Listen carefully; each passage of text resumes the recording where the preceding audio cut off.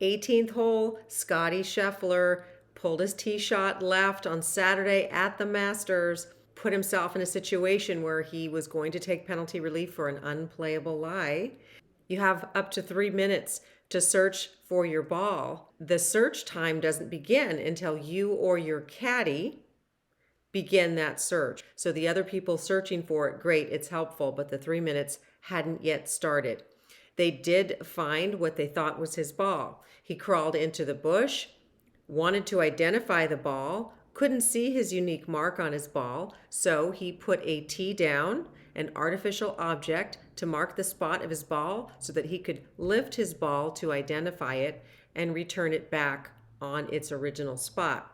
Now he's going to decide which relief option he wants to do, and he's trying to do within 2 club lengths. Now he's allowed to fairly take his stance. So if his ball had been a little further into the bush, he would have been able to stand somewhat on the bush in the least intrusive way possible to fairly take his stance. Now, you can't improve the conditions affecting the stroke.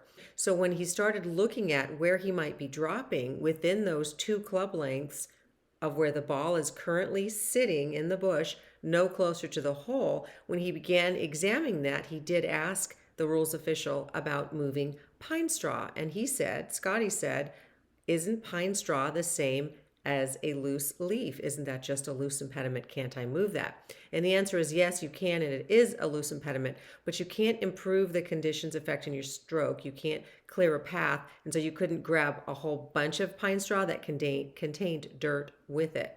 So that came up as well. He could put a tee down in order to test for roots. So he did that, no issue. Then he selected a spot where I believe he thought it would roll out of the relief area.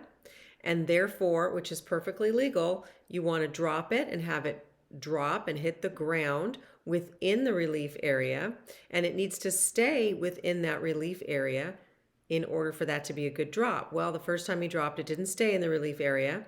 So then he dropped again from knee height, didn't stay in the relief area then either, which I believe he expected that to happen. And then he was able to place it. Now you place it on the spot where the ball first hit the ground on the second drop, which he did.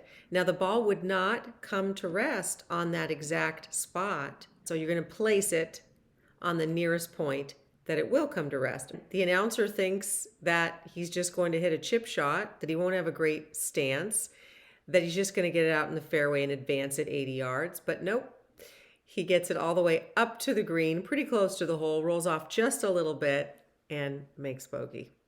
Pretty good. And guess what? He knows the rules.